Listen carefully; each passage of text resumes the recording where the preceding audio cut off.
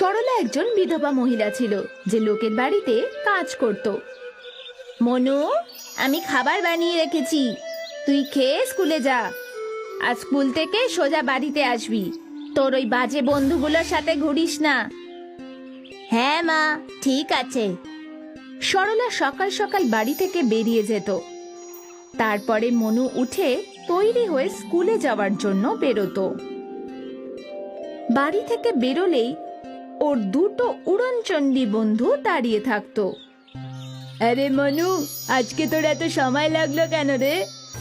তোকে তো বলেছিলাম না আজকে আমাদের তাড়াতাড়ি যেতে হবে, পথে ওই আম গাছ থেকে আমরা আম পাড়বো। হ্যাঁ, আমিও জানি, কিন্তু কারোর গাছের আম পাড়াও তো চুরি করা, তাই না? এটা তোকে কে বলেছে? যে ধরা পড়বে সে চোর। আমরা ওখান থেকে আম পাড়বো আর তারপর ওখান থেকে পালিয়ে যাব।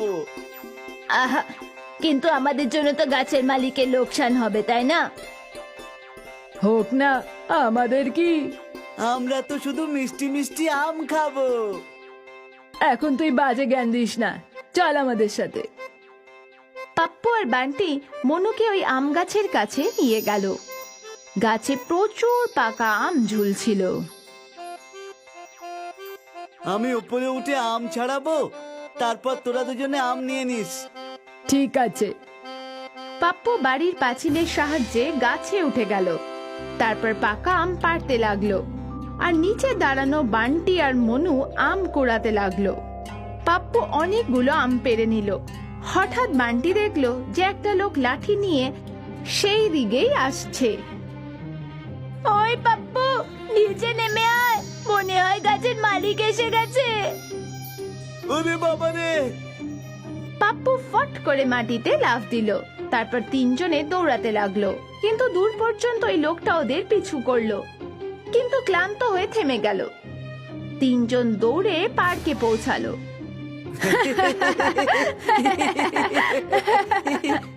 কি মজা হলো, তাই না? আমি ভেবেছিলাম ওই লোকটা আমাদের খুব মারবে। ওর কাছে কত বড় লাঠি ছিল, যদি একবারও মারতো তাহলে আমাদের কি অবস্থা হতো। উফ, মনু তুই খুব বোকা। দেখ, আমরা ওর গাছ থেকে অতগুলো আম পাড়লাম, কিন্তু আমাকে ধরতেও পারলো না। যে ধরা পড়বে সে চোর। ও আমাদের ধরতে পারেনি, মানে আমরা চুরি করিনি। একদম ঠিক। চল এবার মিষ্টি মিষ্টি আমগুলো খাই। তিন বন্ধু মিলে মিষ্টি আম খেতে লাগলো। মনু জানতো এটা ভুল, কিন্তু ওর আম খুব প্রিয় ছিল। কিন্তু ওর মা ওকে আম কিনে দিতে পারতো না। আম খেয়ে ওরা স্কুলে চলে গেল। স্কুলের গেটে ওরা রোহনকে দেখতে পেল। রোহনের বাবা পুলিশের হাবিলদার ছিল। ওর রোজগার ভালোই ছিল, আর তাই অন্য বাচ্চাদের থেকে রোহনের কাছে বেশি জিনিস ছিল। রোহন সব সময় নিজের স্মার্টফোন দেখাতো। আরে বন্ধুরা, তোরা ফ্রি ফায়ার গেম খেলতে চাস? না। আরে আমি তো একদম ভুলেই গেছি যে তোদের কাছে স্মার্টফোনই নেই, তাই তোরা গেম খেলতেই পারবি না। তোর কাছে আছে তো? তুই তো স্মার্ট, যে কোনো গেম খেলতে বস। এখন এখান থেকে চলে যা, বুঝেছিস? রোহন সব সময় তিনজনকে বিরক্ত করার অজুহাত খুঁজতো। রোহনের কথা মনুর ভালো লাগতো না। তুই ওর কথা ভাবিস না। হ্যাঁ, খুব শয়তানো। মনু স্কুলে আর স্কুলের পরেও এটাই ভাবছিল, যদি ওর কাছে একটা স্মার্টফোন থাকতো। আর স্মার্টফোনের স্বপ্ন দেখতে দেখতে মনু ঘুমিয়ে পড়ল। পরের দিন সকালে সরলা মনুকে ওঠালো। আজকে রবিবার ছিল, সরলা আর মনুর ছুটি ছিল। ও মা, আমাকে তো ঘুমোতে দাও। এবার সূর্য মাথায় উঠে গেলে তারপর উঠবি? একটু পরেই উঠছি মা। সরলা শেষে মনুকে উঠিয়েই দিল। কিছুক্ষণ পরে মনু চা খেতে বসলো। মা, আমি আমার বন্ধুদের সাথে সাইকেল চালাতে যাচ্ছি। ঠিক আছে, দুপুরের আগে ফিরে আসিস। হ্যাঁ, চলে আসবো। আচ্ছা শোন, তোর বন্ধু মানে বান্টি পাপ্পু না তো? মা, তুমি অকারণেই ওদের কথা বলছো। ওরা দুজনেই খুব ভালো। না বাবু, ওরা ভালো ছেলে না। সবার সাথেই তর্ক করে, চুরি করে। ওদের সাথে থাকলে তুইও খারাপ হয়ে যাবি। তুই ওদের সাথে একদম থাকবি না। ঠিক আছে মা, আমি থাকবো না। এখন আমি যাই। মনু নিজের সাইকেল নিয়ে চলে গেল। ও বন্ধুদের সাথে মাঠে গিয়ে তিনজন মিলে গল্প করতে লাগলো।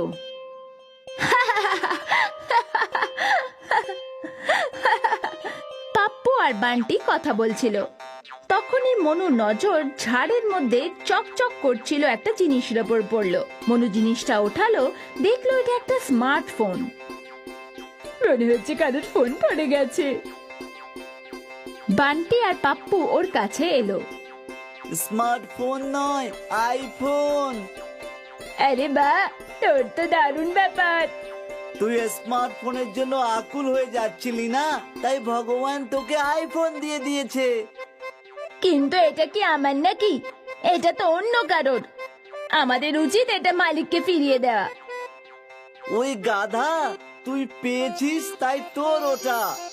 ভগবান এটা তোকে দিয়েছে, তো তোরই এটা। আইফোনে তো দারুণ সব গেম থাকবে। বান্টি আর পাপ্পু ওই আইফোনটাতে গেম খেলতে লাগলো, তারপর ভিডিও দেখতে লাগলো। এইভাবেই কয়েক ঘন্টা কেটে গেল। এবার আমায় বাড়ি ফেরা উচিত, মা অপেক্ষা করছে মনে হয়। আরে এটা নিয়ে যা, এটা তোর আইফোন। পাপ্পু ওই আইফোনটা মনুকে দিয়ে দিল। মনুর আইফোনটা খুব পছন্দ ছিল, তাই ও ওটা রেখে দেবে ভাবলো। সারা রাস্তা ও আইফোনটা দেখছিল। মনু আইফোনটা নিয়ে বাড়িতে এলো। ও আইফোনটা বাড়িতে লুকিয়ে রাখলো। তোর জন্য তোর প্রিয়র আলুর পরোটা বানিয়েছি, হাত পা ধুয়ে চলে আসছি মা। মনু খাবার খেতে বসে পড়ল। ও মাকে আইফোনটার কথা কিছুই বলল না। ও জানতো ওর মা ওকে খুব বকবে, তাই ও কোনো রকমে পরোটা খেয়ে নিল। আরে এ কি, তুই তো একটাই পরোটা খেলি।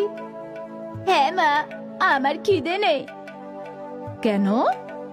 আরে এমনিতেই। ঠিক আছে, খিদে পেলে আবার খেয়ে নিস। আমি বাজারে যাচ্ছি জিনিস কিনতে, তুই বাড়ির খেয়াল রাখিস, বুঝেছিস? আচ্ছা মা। সরলা চলে যেতেই মনু আইফোনটা বের করলো, তারপর আইফোনটাতে গেম খেলতে লাগলো। মনু খুব খুশি ছিল। কিছুক্ষণ পরেও দুই বন্ধু ওদের বাড়িতে এলো, আর ওরা তিনজনে মিলে আইফোন চালাতে লাগলো। তুই না কালকে আইফোনটা নিয়ে স্কুলে যাস। ওই রোহনের তো হিংসেতে মরে যাবে। ওর কথা বলছিল, তখনই সরলা চলে এলো। সরলাকে দেখে মনু আইফোনটা চাদরের নিচে লুকিয়ে ফেললো। এরা এখানে কি করছে? হোমওয়ার্ক নিতে এসছি আন্টি। শুধু বই নিয়েই চলে যাব। পাপ্পু মনুর থেকে একটা বই নিয়ে দুজনেই সেইখান থেকে চলে গেল। ওরা চলে যাওয়ার পরেই সরলা মনুর ওপর রাগে ফেটে পড়ল। তোকে কতবার বলেছি না ওদের থেকে দূরে থাকতে? বই নিতে এসেছিল মা। তুই জানিস না বাবু, তোর মামারও এরকমই বন্ধু ছিল। তোর মামা খুব ভালো ছিল, কিন্তু ওর বন্ধুরা যখন চুরি করেছিল তখন পুলিশ তোর মামাকে ধরে নিয়ে গেছিল, আর তখন থেকে আমাদের পুরো পরিবারকে খারাপ ভাবে। আমি চাই না তোর সাথে এরকমই কিছু হোক। আমি চাই না ওদের দুজনের জন্য পুলিশ তোকে ধরে নিয়ে যাক। পুলিশের নাম শুনে মনু ভয় পেয়ে গেল। ও কাঁদতে কাঁদতে মাকে আইফোনটা দিল আর সব কিছু বলে দিল। আমি চুরি করিনি মা। কারো জিনিস না বলে নিলে সেটা চুরি করাই হয়। না মা, আমি চোর নই, আমার ভুল হয়ে গেছে, ক্ষমা করে দাও আমাকে। তখনই আইফোনটা বাজতে লাগলো। সরলা ফোনটা ধরলো। হ্যাঁ, আমি বাজারে পাশের গলি থেকে বলছি।